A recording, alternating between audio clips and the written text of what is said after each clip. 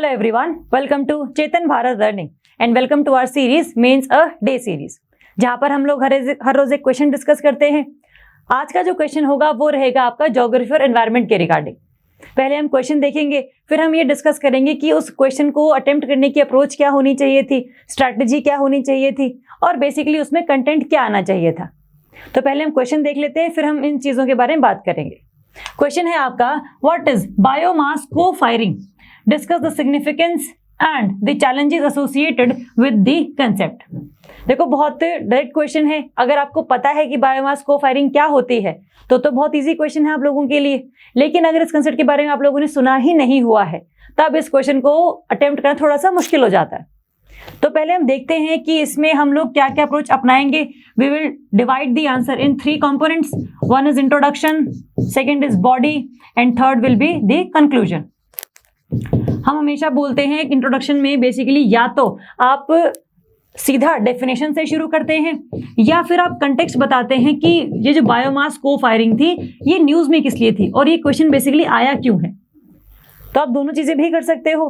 अगर आपने इंट्रोडक्शन में दे दी है डेफिनेशन कि बायोमास को फायरिंग क्या है और ये न्यूज में क्यों था, प्रॉपर आपका इंट्रोडक्शन बन जाएगा वो।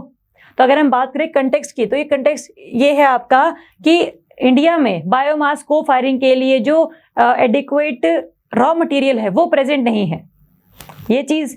दूसरी, उससे पहले हमें ये पता हो कि बायोमास को फायरिंग है क्या चीज।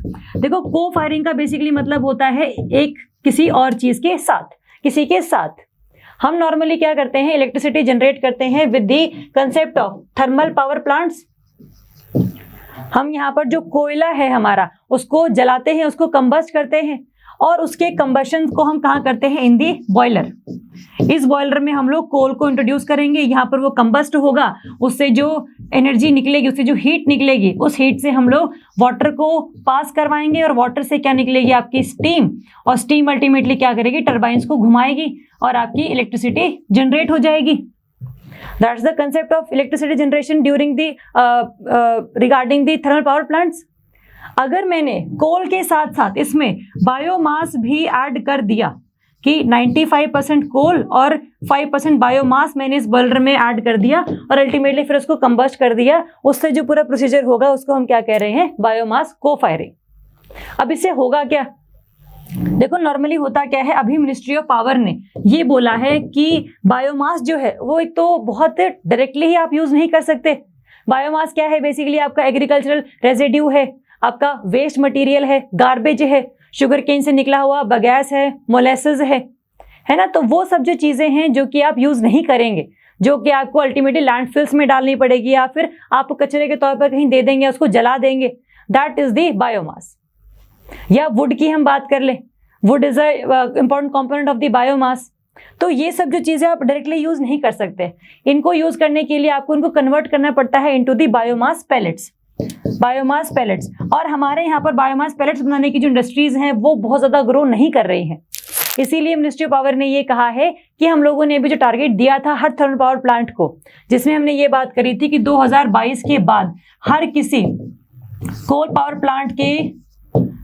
प्लांट ने कम से कम 5 to 10% का जो बायोमास है वो यूज करना है इन दी with the coal.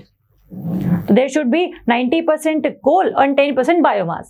That is the notification जो आई थी हमारी बजट 2022 में।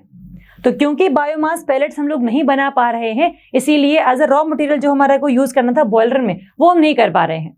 तो that is why it is important कि आपको कंटेक्स्ट पता हो, आपको कंसेप्ट पता हो। तो इसको आप दोनों अगर लिखेंगे इंट्रोडक्शन में तो आपको सफिशिएंट मार्क्स मिल जाएंगे रिगार्डिंग द इंट्रोडक्शन। अब बात आती है बॉडी की। बॉडी में हम क्या लिखेंगे, पूछा गया है हम लोगों से सिग्निफिकेंस, पूछा है हम लोगों से सिग्निफिकेंस। फॉर एग्जाम्पल होगा कैसे फायदा, देखो 2 चीजें होंगी, एक तो जो आपका बायोमास है, अदरवाइज या तो आप उसको जला देते, फॉर एग्जाम्पल स्टबल बर्निंग, उससे होता क्या, ग्लोबल वार्मिंग होता, ग्रीन हाउस गैस की एमिशन होती। लेकिन अब अगर आप बायोमास को यूज कर रहे हैं for making the biomass pallets and ultimately in the boiler, तो क्या होगा, हमारा जो ग्रीन हाउस गैस एमिशंस हैं वो भी कम हो जाएंगे, पोल्यूशन इन द एनवायरनमेंट भी हमारा कम हो जाएगा। पहली चीज तो ये।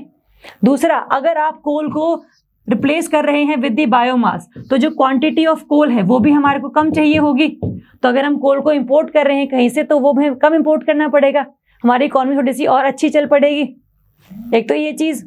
थर्ड थिंग है कि हमारा जो टारगेट है रिन्यूएबल एनर्जी से इलेक्ट्रिसिटी प्रोड्यूस करने का, उसको भी हम लोग कहीं ना कहीं अचीव कर पाएंगे, क्योंकि हम बायोमास को यूज कर रहे हैं ना फॉर द इलेक्ट्रिसिटी जनरेशन। तो अगर बायोमास स्पेशली सिर्फ और सिर्फ नहीं यूज कर पा रहे हो, तो आप उसको कोल के साथ मिलाकर यूज कर लो। इससे होगा क्या, ग्रीन हाउस गैस भी हमारी कम होगी, पोल्यूशन हमारा कम हो गया, कोल को हमें इंपोर्ट भी नहीं करना पड़ा, और रिन्यूएबल एनर्जी का टारगेट भी हमारा पूरा हो गया।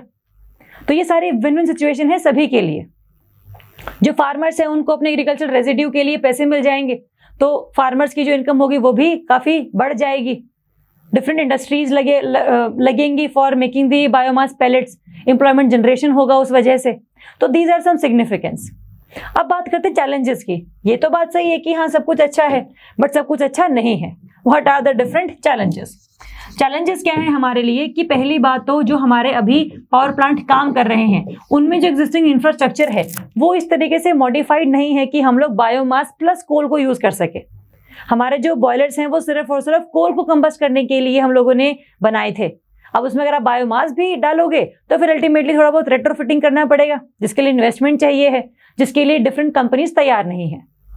तो unavailability of infrastructure is the main challenge. दूसरी चीज, जो बायोमास पैलेट्स हैं वो बनाने की जो इंडस्ट्रीज हैं वो हमारे पास नहीं है। These are not formed in various mechanisms के थ्रू नहीं बना पा रहे हैं हम इन्हें। थर्ड थिंग है हमारे लिए कि सीजनल अवेलेबिलिटी है हमारे एग्रीकल्चर रेजिड्यू की। पूरे साल हम लोगों को बायोमास नहीं मिलता है, क्योंकि डिफरेंट एग्रीकल्चर जो क्रॉप्स होती हैं जब कटती हैं उनका जो वेस्ट बचेगा उसको ही हम बायोमास की तरीके से यूज करेंगे, और वो सिर्फ सीजन्स कुछ ही होते हैं पूरे साल में। तो ये सारे सीजन्स हैं। तो ये सभी चीजें हैं जो कि चैलेंजेस के तौर पर हमारे यहाँ पर काम कर रही हैं कि हम बायोमास पैलेट्स नहीं बना पा रहे हैं, इंफ्रास्ट्रक्चर हमारे पास नहीं है, अवेलेबिलिटी ऑफ बायोमास नहीं है, कंपनीज इन्वेस्टमेंट करने के लिए तैयार नहीं है। तो ये सभी जो चीजें हैं ये आप लिखोगे चैलेंजेस में। ठीक बात। अब बात आती है कंक्लूजन की। कंक्लूजन में क्या लिखोगे? कंक्लूजन में बेसिकली आपको लिखना है कि what can be the way forward, कि अब इसको सुलझाने के तरीके क्या हैं। पहली बात तो आपको कंपनीज को थोड़ा बहुत सब्सिडी देनी पड़ेगी ताकि they are encouraged towards the retrofitting of the existing infrastructure. तो इन्वेस्टमेंट करने के लिए आपको थोड़ा बहुत सब्सिडाइज रेट्स पर उनको रॉ मटेरियल्स दे देने चाहिए। साथ में जो और सारे स्टार्टअप्स हैं उनको आपको एनकरेज करना चाहिए, ताकि जो भी पावर प्लांट आप लगा रहे हैं तो शुरुआत में ही आप इनकी बेसिकली ध्यान रखें कि किस तरीके से हमें ग्रीन हाउस गैस के एमिशन को कम करना है। ये आप कर सकते हो, सरकार कर भी रही है। हमारे यहाँ पर नेशनल बायोमास को जनरेशन प्रोग्राम है एक, जहाँ पर हम बात करते हैं कि जो भी आपकी शुगर मिल्स होती हैं जहाँ पर हम आपके शुगर केन से पूरी चीनी बनाते हैं, उसके साथ जो भी वेस्ट निकलता है शुगर केन का उसको आप एज अ बायोमास यूज करो for the generation of electricity. तो दैट इज को जनरेशन प्रोग्राम। आपने चीनी भी बना ली और साथ में आपने इलेक्ट्रिसिटी भी बना ली। तो ये हम सब कर रहे हैं अभी। This is the initiative of MNRE, new and renewable energies. एक तो ये चीज, तो आप ये कर सकते हैं, आप स्टार्टअप्स को एनकरेज कर सकते हैं।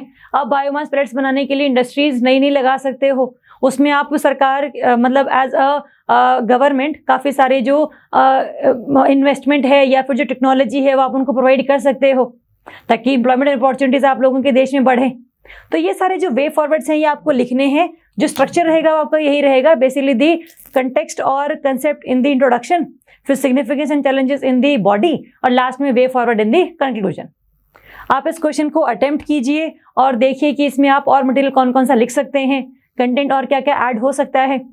और जो भी आपको लगता है कि ये पॉइंट ऐड हो सकता है कि नहीं हो सकता है, आप कमेंट कर सकते हो, आप मैसेज कर सकते हो और आप कॉल भी कर सकते हो CBL पर। तो कोई भी डाउट रहेगा तो प्लीज़ बताइएगा। Thank you so much.